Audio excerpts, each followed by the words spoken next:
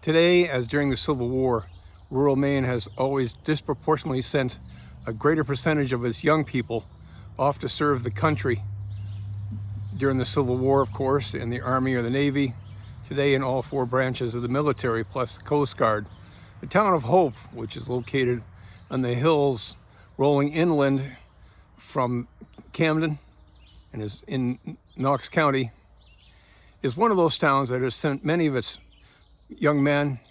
and now, of course, young women too, off to serve the country. Here at the Hope Community Baptist Church is a monument dedicated to three men from this town who died in World Wars I and II in Vietnam, one man per conflict. Hope has no Civil War monument, but the records show that many men from Hope